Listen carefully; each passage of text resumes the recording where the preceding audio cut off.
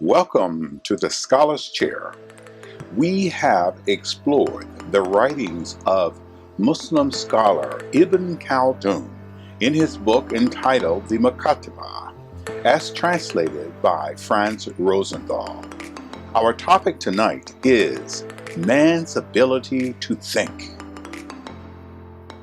Man's ability to think, which distinguishes human beings from animals, which enables them to obtain their livelihood, to cooperate to this end with their fellow men, and to study the master whom they worship, and the revelations that the messengers transmitted to him.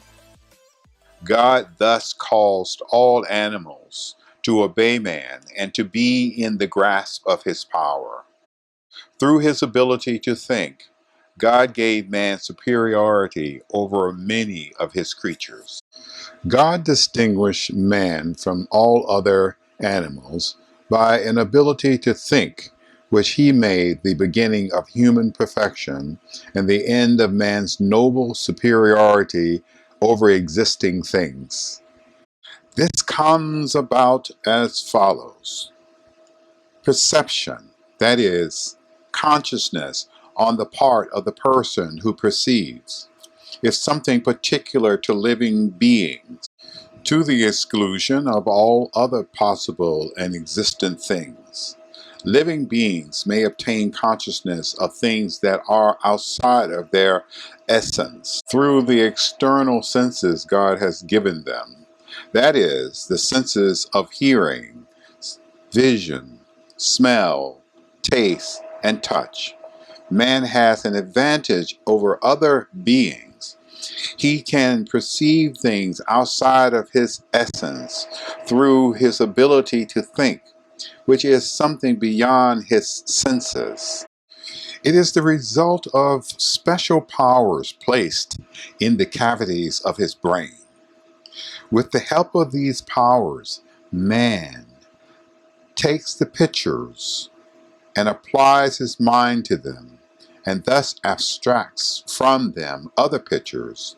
The ability to think is the occupation with pictures that are beyond sense perception, and the application of the mind to them for analysis and synthesis. The ability to think has several degrees. The first degree is man's intellectual understanding of the things that exist in the outside world in a natural and arbitrary order, so that he may try to arrange them with the help of his own power. This kind of thinking mostly consists of perceptions. It is the discerning intellect, with the help of which man obtains the things that are useful for him and his livelihood, and repels the things that are harmful to him. The second degree is the ability to think, which provides man with the ideas and the behavior needed in dealing with his fellow men and in leading them.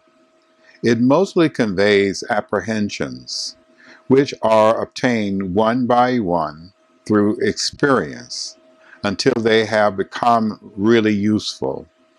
This is called the experimental intellect. The third degree is the ability to think, which provides the knowledge or the hypothetical knowledge of an object beyond sense perception without any practical activity going with it. It consists of both perception and apperception. They are arranged according to a special order, following special conditions, and thus provide some other knowledge of the same kind, that is, either perceptive or apperceptive. Then they are again combined with something else, and again provide some other knowledge. The end of the process is to be provided with the perception of existence as it is, with its various genera, differences, reasons, and causes, By thinking about these things, man achieves perfection in his reality and becomes pure intellect and perceptive soul. This is the meaning of human reality. The world of things that come into being as a result of action materializes through thinking. The world of existent things comprises pure essences, such as elements, the things resulting from their influence, and the three things that come into being from these elements, namely minerals, plants, and animals. All these are connected with the divine power. It also comprises actions proceeding from living beings that happen through their intentions and are connected with the power that God has given them.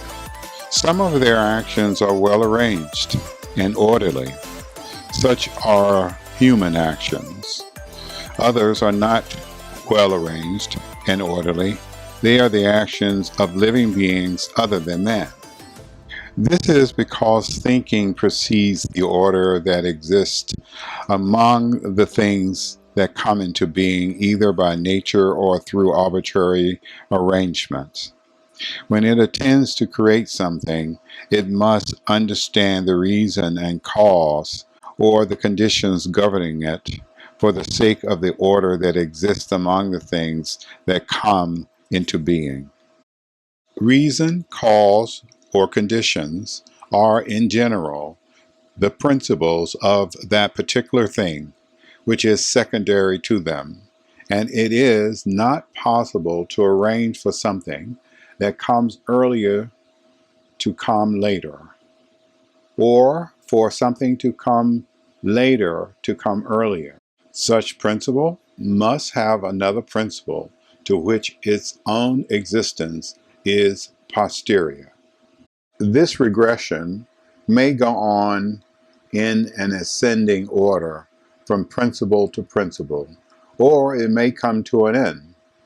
Now, when man, in his thinking, has reached the last principle on 2, 3, or more levels, and starts the action that will bring the planned thing into existence, he will start with the last principle that has been reached by his thinking.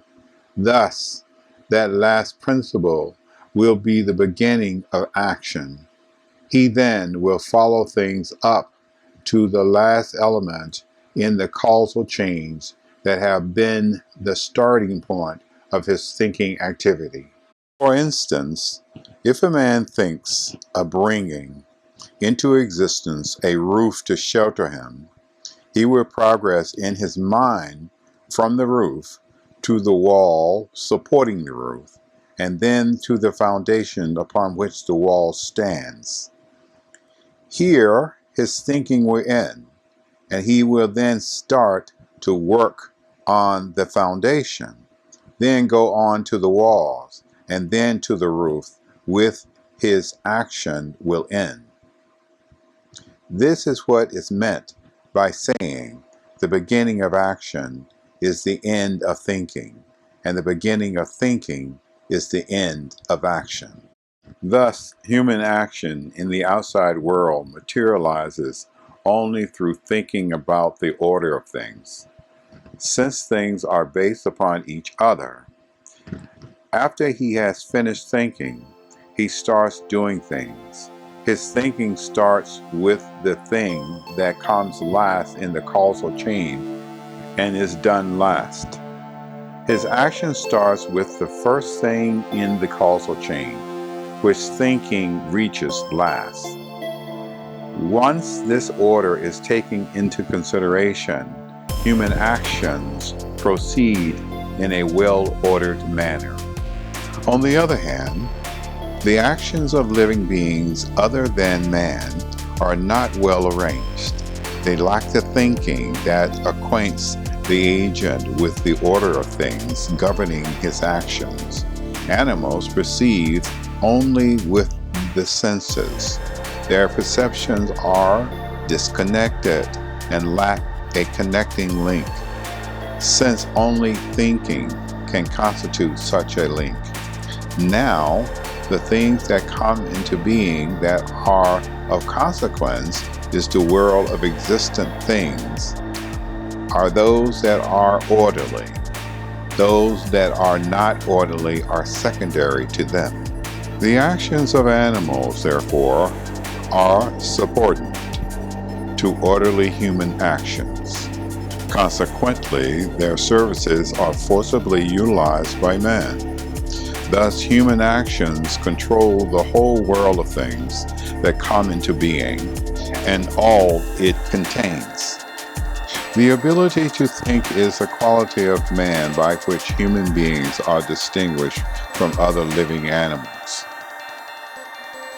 The degree to which a human being is able to establish an orderly causal chain determines his degree of humanity.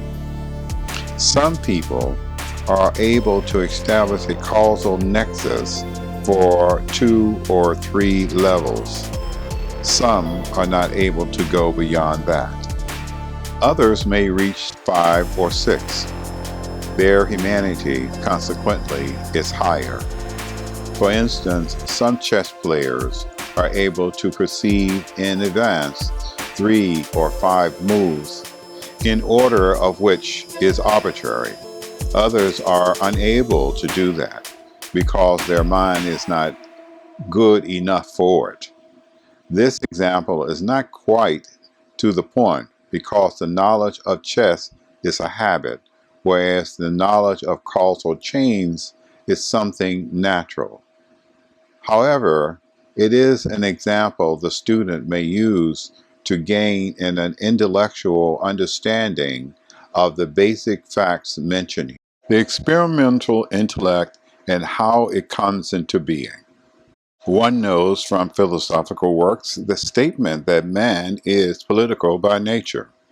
The philosophers cite that statement in connection with establishing the existence of prophecy and other things. The adjective political refers to the town, which they use as another word for human social organization.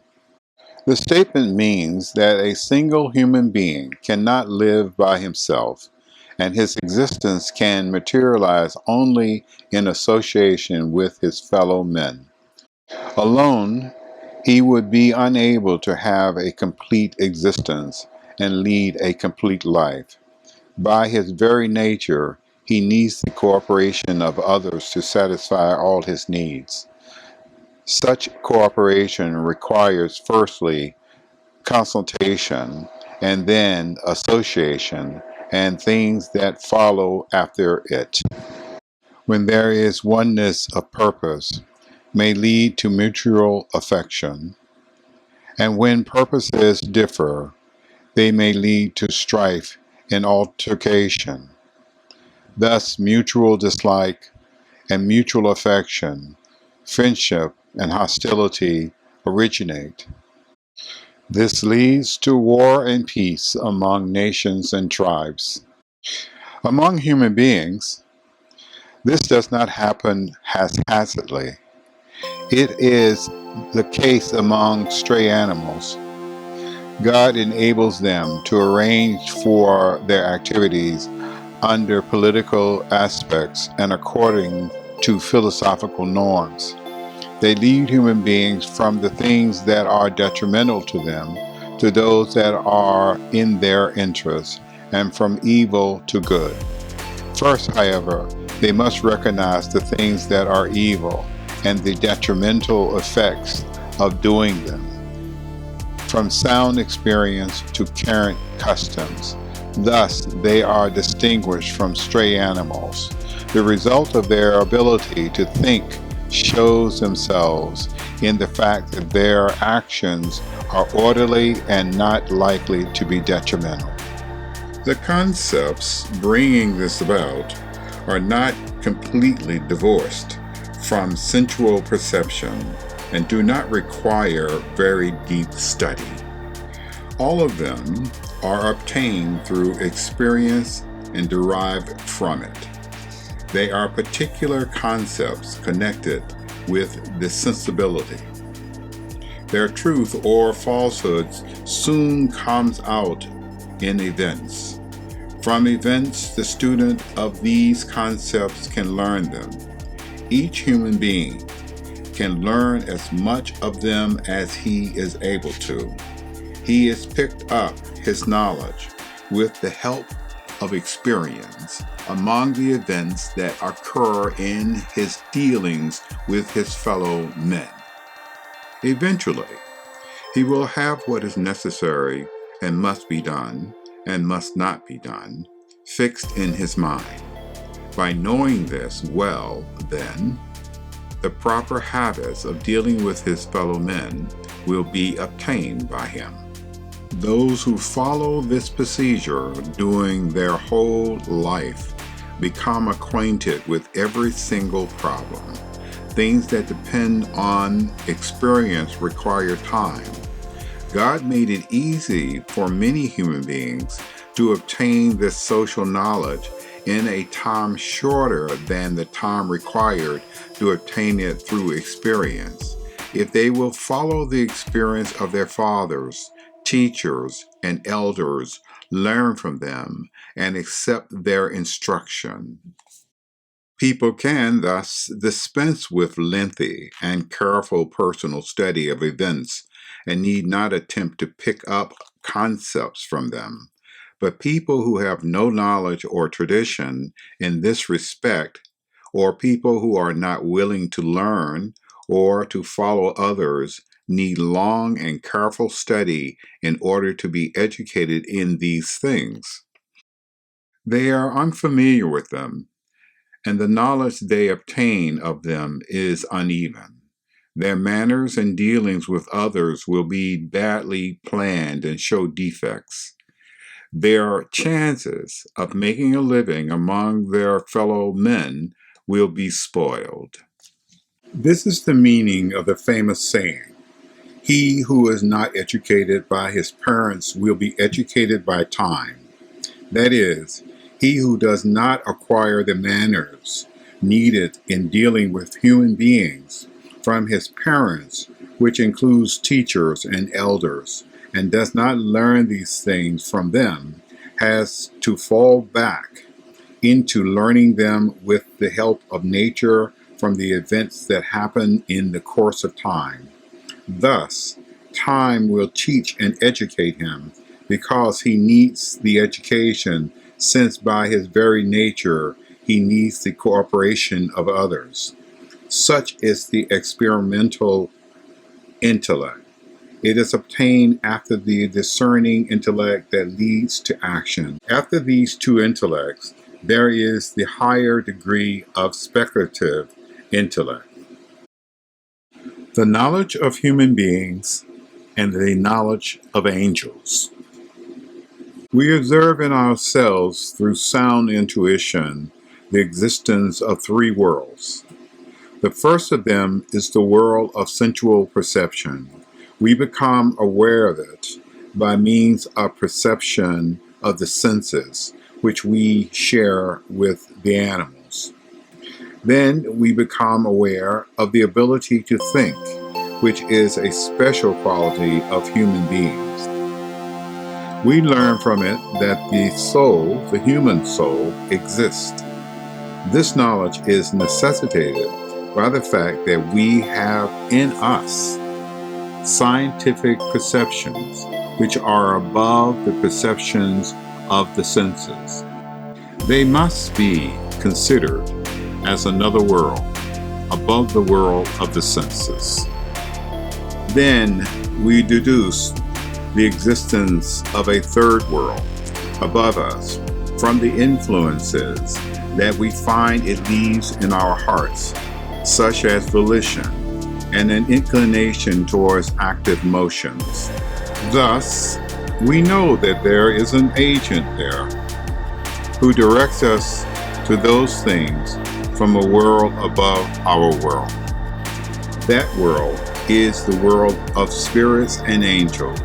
It contains essences that can be perceived because of the existence of influences they exercise upon us, despite the gap between us and them. Often, we may deduce the existence of that high spiritual world and the essence it contains from vision and things we have not been aware of while awake, but which we find in our sleep and which are brought to our attention in it, and which, if they are true dreams, conform to actuality.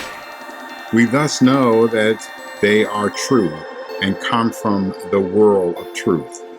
Confused dreams, on the other hand, are pictures of the imagination that are stored inside our perception and to which the ability to think is applied after man has retired from sense perception. Of the three worlds, the one we can perceive best is the world of human beings, since it is existential and attested by our corporeal and spiritual perceptions. The world of the senses is shared by us with the animals, but the world of the intellect and the spirits is shared by us with angels, whose essences are the same as the essences of that world. They are essences free from corporeality and matter, and they are pure intellect, in which intellect, thinker, and the object of thinking are one. It is, in a way, in essence, the reality of which perception and intellect. The knowledge of the prophets. We find that this kind of human being is in a divine condition that is different from ordinary human ambitions and conditions. In prophets, the trend towards the divine is more powerful than their humanity, far more as the power of perception, the powers of desire, that is, concupiscence and wrath, and other conditions of the body are concerned. Prophets keep away from things human, except in as much as they are necessary for life. They turn towards divine matters, such as worship and the remembrance of God, as their knowledge of Him requires. They give information about Him and transmit the revelation for the guidance of believers. They do that according to one particular method and in a manner known to be particular to them. It undergoes no change in them and is like a natural disposition which God has given them. Above the human world, there is a spiritual world. It is known to us by its influence upon us, in that it gives us the proper predisposition and volition. The essences of that spiritual world are pure perception and absolute intellection. It is the world of the angels. It follows from all this that the human soul must be prepared to exchange humanity for angelicality in order actually to become part of the angelic species at any time. In a single instance, it will afterwards resume its humanity.